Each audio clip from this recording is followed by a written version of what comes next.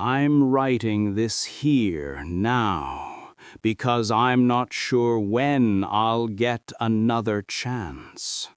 I'm not sure I'll live long enough to recount this event in its entirety.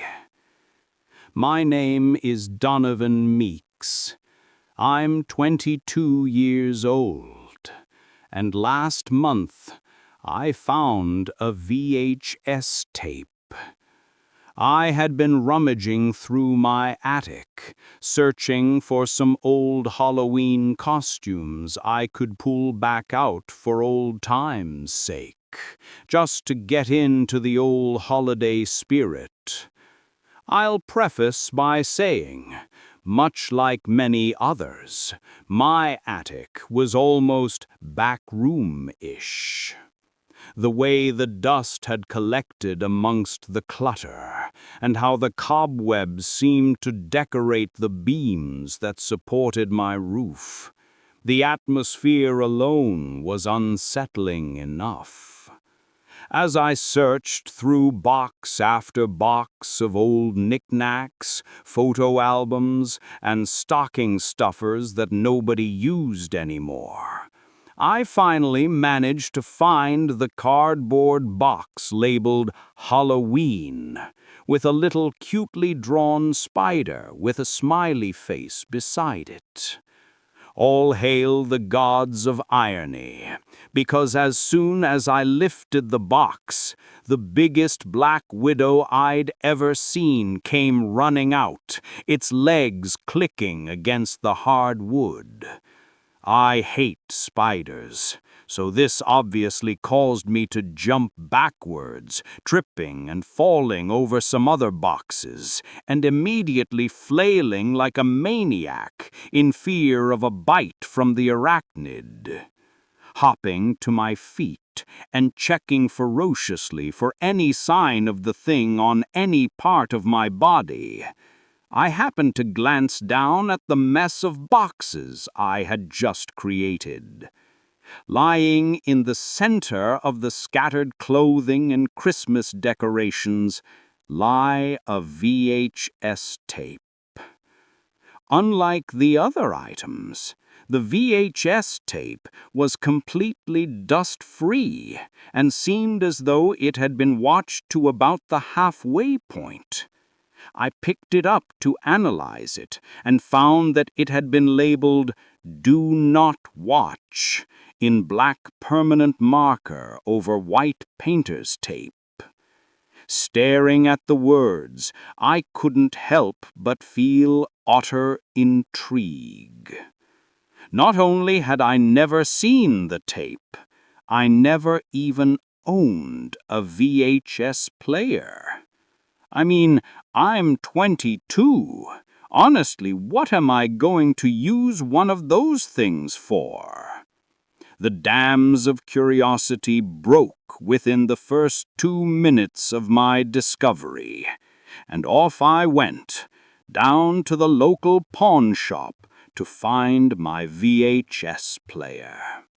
It cost me a solid $5.98. One of the perks of being obsolete, I guess.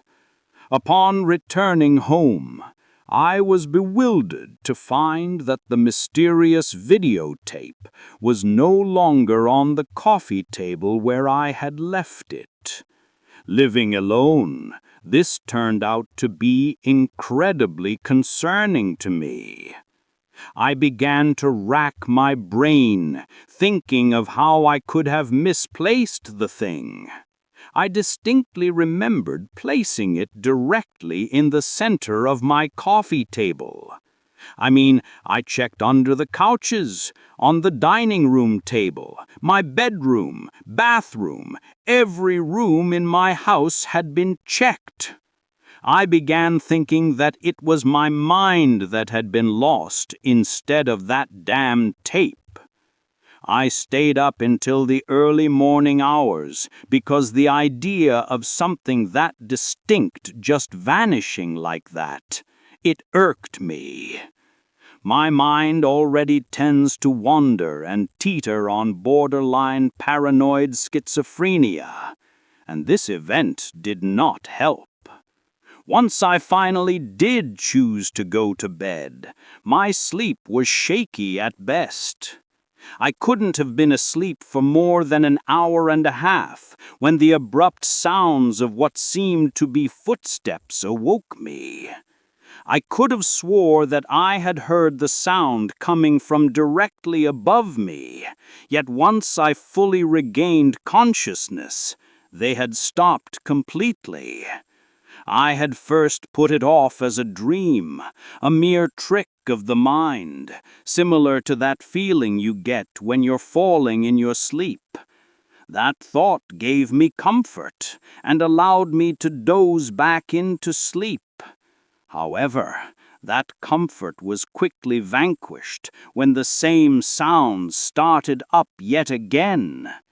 This time I knew what I had heard, and I wasn't about to just lay in bed defenseless. I immediately threw the covers off of myself and grabbed the bat that I keep beside my bed in case of home intruders, just like this one. Being sure to make a lot of noise so the intruder knew that I was coming. I wanted them afraid. I wanted them to feel what I had been feeling. I yanked the attic door down and began climbing the ladder, flashlight in one hand, bat in the other. I hyped myself up as I ascended, preparing myself for whatever may lay within the plane of darkness, which is my attic. Once I got about 6 inches from the entrance, I called out, "I know you're up there. I hope you know I'm calling the cops, and I'm armed, so just come on out, please. Don't make this any harder than it needs to be." I waited a few moments and received no response. The silence was daunting and cut through me. The hot attic air seemed to grow chilled, a distinct drop in temperature that made me shiver. "Just come on out, man. We can work this out just as soon as you come out and make yourself known." I waited a few moments once more, and once more received no response. "All right, I'm coming up. I swear to God, if I see any movement whatsoever from you, I am bashing your head in." I slowly began to ascend what remained of the ladder. My right palm sweat profusely wrapped around the rubber grip of the bat, whereas my left hand shook the beam of the flashlight ever so slightly. I began to scan the room with the beam, making sure light touched every surface possible from the attic entrance. Everything seemed still, calm, untouched, if it weren't for where the few boxes I had knocked over prior. Though my light landed on no one, it did happen to fall upon that familiar plastic black rectangle, placed right back in the center of the spilled clutter. No fucking way, I thought to myself. Cautiously, I made my way towards the VHS tape, practically spinning in circles with my flashlight as I inched closer. Still no sign of an intruder. I reached down and retrieved the VHS tape. Just then, a whole wall of boxes came tumbling over from across the attic, followed by the sounds of swift footsteps that seemed to approach me at inhuman pace, only to completely dissipate as soon as it was before me. The flashlight and bat were both shaking wildly now as I spun around the room, sweating and petrified. Come out right now!" I screamed. The attic was now eerily silent again. As I stood there shaking and on the brink of a panic attack, the sound of creaking floorboards scratched the back of my mind, and a deep, booming voice spoke from behind me. Boo. I flew across the attic at a speed I didn't know I was possible of achieving. I was down the ladder so fast that my foot ended up getting caught on the last rung, causing my ankle to twist, followed by a sickening pop that shot pain throughout my entire leg. I had saved my videotape, though, and this time it wasn't leaving my side. I ended up having to spend the rest of the night and next morning in the hospital getting x-rayed and having my foot casted up. I had ended up breaking my ankle, and all I could tell the doctors was I tripped while climbing out of the attic. Anyway, I returned home as soon as I was cleared, anxious to finally view this VHS tape that seemed to have randomly appeared in my home, as well as some sort of unwanted visitor. I never really fed into the whole paranormal thing, but holy shit, man, the true horror that I felt in that moment up in that attic, it made me a believer instantly. Well, I should say that it made me believe that things can be attached to objects, whether it be holy or demonic. Attachments can happen. And I believe that's what the case was with this tape. Once I arrived home, I was determined to finally view its content. Something that I had failed to notice upon retrieving the tape from the attic was that now, instead of being halfway through, it was completely rewound to the very beginning. Not only that, but the black marker had now been turned red. It looked as though a completely new label had been placed on the tape. It looked flashier, like the caution tag on a bottle of chemicals.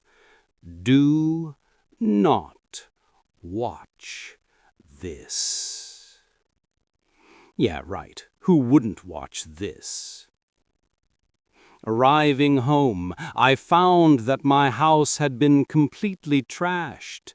Cabinets were thrown open, couch cushions ripped off and strewn across the floor.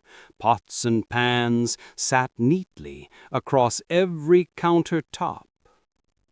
Luckily for me, my VHS player had remained untouched and sat where it had been, just below the TV stand. Unbothered by the mess, unbothered by the clear red flags, I sat down in front of my television and popped the tape into the player. Nothing happened at first, just a black screen that lingered. Suddenly, blasting white and black static came scratching across the display. I jumped a bit and felt my heart drop before steadying. Slowly, but surely, the picture began to become clear and smooth. The first thing to come into view was a mailbox. A mailbox that stood displaying my exact address. My heart began to speed up again. As the picture video became clearer, I was able to make out the sidewalk that led to my front porch, then my front door, then my stairs, the attic door, the ladder, and then darkness as the person recording nestled into a dark corner within the attic. The video then remained that way, black stillness for an uncomfortably long period of time. There was a sudden and harsh skip in the frames, and now the camera was panned to the attic door from within the attic. Distinct shadows could be seen through the cracks in the doorframe. Shadows that seemed to be that of a certain 22-year-old man living alone. There was another cut, and now the recorder appeared to be crouched in a new corner of the attic, filming as the door to the cell opened and footsteps began to climb the ladder. I watched in horror as my own head popped into frame, waddling up the stairs, completely oblivious, as I searched through box after box for a stupid Halloween costume. The video then abruptly ended, right before the Black Widow came crawling out from under the package, causing me to jump backwards and fall. The next cut was a shot of my living room. It showed the camera slowly approaching the tape that lay on my coffee table. Another sudden cut. A hand was now in frame, pale and decrepit. It carefully placed my silver spaghetti pot atop the kitchen counter, then patting it softly, then panning the camera around the room to reveal the mess that had been created. The next and final cut revealed me yet again, cautiously searching the attic with a flashlight, eyes wide and apprehension painted clearly across my face. I stared at the television in absolute dismay, frozen. My jaw dropped cleanly to the floor. I remained in a trance-like state for the remainder of the footage, broken only when the video abruptly ended and was somehow replaced by live footage. Live footage that showed a 22-year-old man who lives alone, sitting in awe as he watched himself on the television. My mind took longer than I cared to admit for it to put the pieces together, but once it did, it was too late, and the sound of heavy footsteps began echoing from the television, and the live footage inched closer and closer to my spot on the sofa.